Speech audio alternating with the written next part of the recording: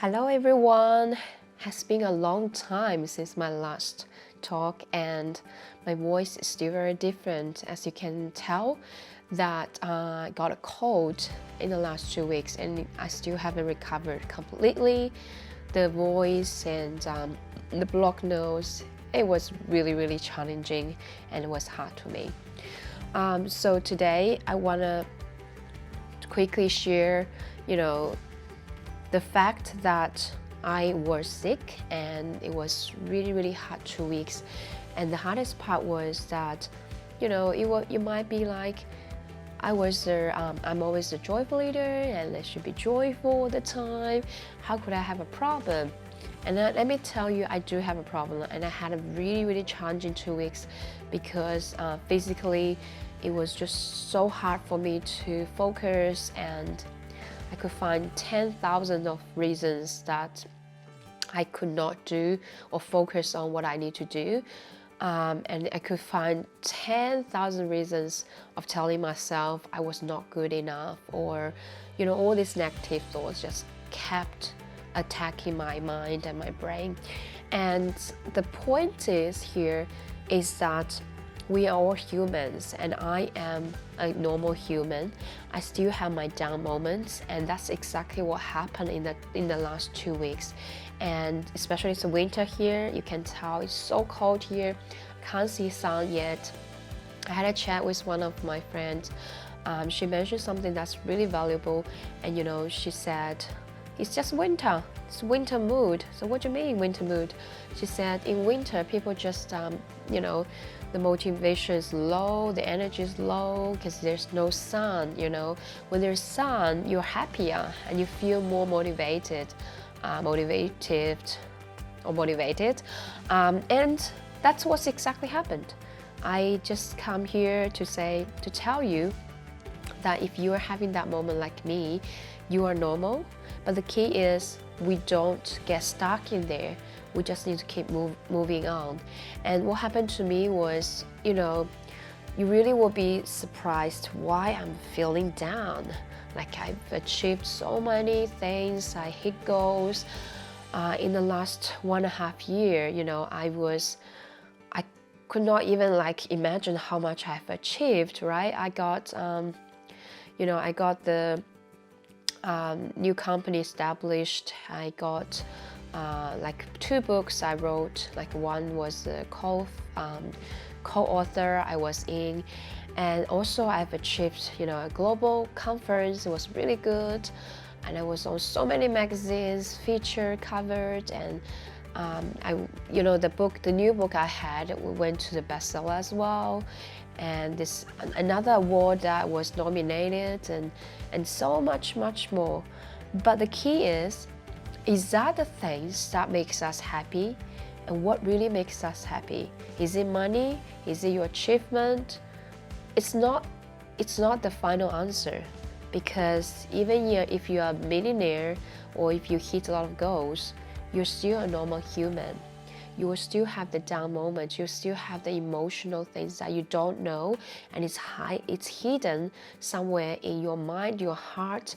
What happened to me was I thought I was okay because I was always busy. I was always doing things. I didn't stop. When I got this cold, and I had to, right? Because physically I was not feeling well. The very first time I didn't even cook for the dinner for my family, and I had to went back to sleep. I said to my husband, I'm so sorry I can't cook tonight. You and kids eat whatever it's there. It was miserable when I said that. And my husband had to really cook anyway, and he said, no, come and eat, I'll cook some, you just eat something before you sleep. So it's just that we are not a machine, we are not robot, we are not, yes, when we believe there's no limitation, but we do have a limitation physically as a human, and especially when we're having those emotions. And I didn't realize that how much emotions were there when I wanted to do something I couldn't, when I always been productive, and it suddenly became like I've done nothing. I feel like I I couldn't do anything. Like, what's wrong with me, you know? Because I'm always achieving goals. I didn't have too much time to celebrate any wins, and I keep hitting another goal. It doesn't really bring me happiness and joy anymore. And I'm here to remind you and remind the future me, you know, because it will happen again. And we are a forgetful, you know, human. We always forget things easily. When things happen, we're like, oh my gosh, I wish I remembered this. It happens before. But when it happens again in the future, we forget again. So here are some tips I want to share, which I have marked down my notes. You know, I just will remind you that because we'll still have moments like this in the future. And this is what I realized, that what I do will make me feel better. If right now you are in a position that you're feeling really low, really down, really not happy, you're feeling flat, you're not feeling that excitement, or there's a lot of fear attacking you, or anger, or you don't know what that is. There's so many emotions, right? We're also teaching kids how to express their emotions. I'm angry, not hungry. I'm sad, or there's a way to describe it, but sometimes we don't even know what's going on in our world, because we always, especially as an adult, we always choose to move on quickly, and we ignore the emotion that's hidden in our mind and in our body. So today I want to encourage you to slow down, to listen to your emotion, and to, you know, when there's an emotion, there's a reason behind it, and sometimes it's good for you to understand more. When you deep dive more, that actually it helps you to avoid the future. When, you know, it's like snowball, you ignore it, the ball becomes bigger and bigger, and all in a sudden you just go nowhere. It's huge, and you can't even melt it in a short time with a snowball. So here are the things I want to really give you and myself in the future advice. The first thing we should do is release negative energy, you know, by writing down those feelings and acknowledge them. That's what I said. Like, if I'm not feeling well, if you're like, what's wrong with me? I don't feel happy. I didn't even smile for the last few days, and I didn't have a big laugh. What's going on? Because my body needs a rest. And especially, you know, people like me, we work all the time and we just keep going. We're happy when we're doing something. When we're stopped, our body said, oh, finally it's my time to rest. And they start to have this strike, you know, they say, hey buddy, I got enough, I have to sleep more this time, I have to get through this longer. So that's why I've been a long time since I got got cold, and I'm still recovering. My body's telling me, you know what, buddy, you didn't take care of me good enough. Even though you do a lot of workouts and all of this, but you're always doing, you never really rest. And that's what's happening to me. And the second thing is, you have to find a person you can trust to share your true feelings, and cry, you know, by hugging that person if possible. For me, I think it's really important to find someone that I can trust, and I can release my, you know, sadness or feelings. Like, sometimes you don't need to say too much. A hug, you know, just a little bit crying, it's good to release your emotion. And just bear with me. This is awkward, but this is what's going on, guys. I still got a cold. And the third thing, what we can do is find someone we can trust to listen to us, and, you know, and do not worry about being perfect. Because what I realized that is, when I want to talk to someone, I was like, well, they judge me, you know, I just wrote this book, I should be a joyful leader. If I share that feeling, true feeling with them, will they say, wow, are you serious? No way, you are struggling too. I am. And I think everyone, no matter what kind of experts right outside there, you know, many of their coaches or the famous guys or superstars, whoever they are, that your icons, they all struggling, and they all need someone in the real life to really share their feelings and to take care of them to take care of each other, because we're all just normal humans. And I wanted to highlight that and to tell you that don't feel that you are bad when you need someone, because that's exactly what I was feeling. I feel like I should be the one who's always cheering others up. Why I need to ask for help? Why they need to be vulnerable? And sometimes we all need that. And that makes us stronger. And that builds up more trust and connection, and with relationship built as well. So I really recommend you guys to find someone you can trust to listen to you, and do not worry about being perfect. And the next tip is lots of sunshine and nature. I've been working at home for so long, and because I got home office, and it's easy for me just to communicate with my team across the world through virtually.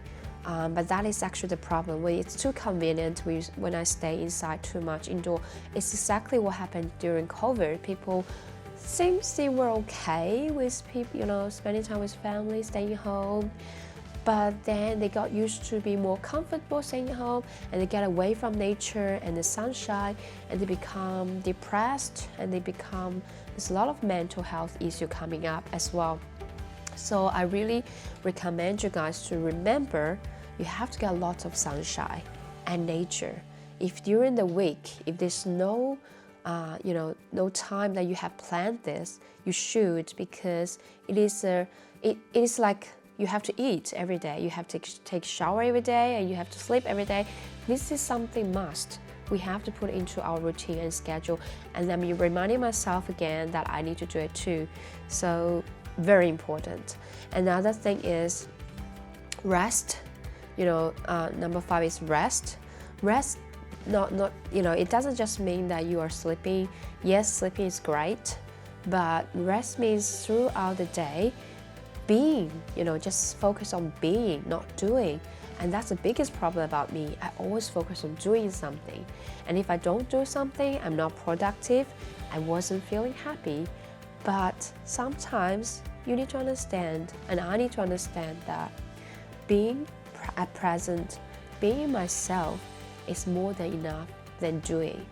It doesn't mean that we're doing nothing sometimes, but sometimes that trust, that space we need to just being present, doing nothing, look at the sky, look at the sun, and just feel that our identity is not based on what we do, it's based on who we are.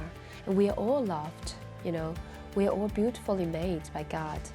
And that is very important for us to keep going, and in a healthy way. Because if you only focus on what you do, depending on your identity, if sometimes you do something wrong, you feel you're nothing, nobody, useless, and all these negative feelings. But if you focus on who you are, no matter what happens, you'll be forgiven, and you feel more relieved, and you know that you're just a normal human. You will show more kindness to yourself, and to people around you as well. Another thing is feed yourself with positive spiritual growth, positive mindset, positive words. When you have an empty mind, sometimes it will be easy to have all these negative thoughts, because our brain is designed to protect ourselves, and it will always give us lots of negative thoughts to tell us, this and that, just make sure we are protected physically. But it's really not good for us if you don't feel something good, or feed your mind with positive things. Now, with spiritual growth, for example, you can read the Bible, and you have some positive and motivational teachings and messages that you like, and you always feel inspired. You can try to do that as well. That will help you at least to stay on track, rather than think something really negatively, and you start to think about, oh my God, I'm going to commit suicide and all these kind of things. It happens to every single person. When you are extremely in a dark place, when you are thinking too extremely into a narrow place, and you keep hiding and hiding and hiding, and the negative mind is going to tell you you're going to die, all these kind of thoughts. So you really have to take the control, take the lead. You have to be the boss, and you have to, just take that control back. And hey, I'm not going to listen to your negative mind. I'm the boss. So it's really important for you to feed yourself with positive things. And number 7 is you should call someone you love and tell them you love them. It's important that when you are willing to call someone and to say something really nice, and it's not like lying because you know that you love them, but when you say that, it's actually also reminding yourself that you are loved and they are loved by you. It's a great thing, which especially when you're feeling down, it's a great thing to have that relationship awareness, and it brings you more sunshine energy as well. And the next thing is hug your family or your fur babies. They give you so much comfort. So through these 2 weeks, it was very hard for me. I felt like I'm nobody. I'm just feeling really down. I don't know what's going on. But every time when my 2 beautiful daughters, they just came to me and say, I love you. And they hugged me. That hug, wow, so powerful.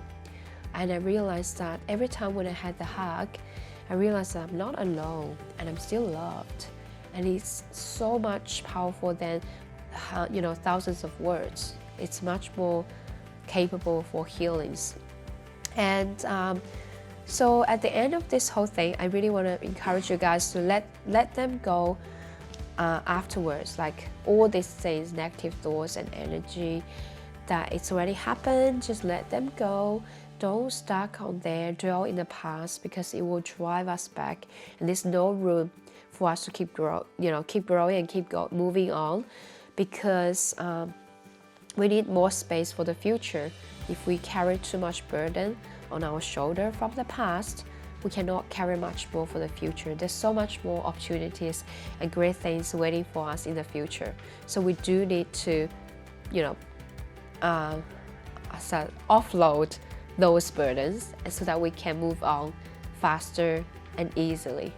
God bless you.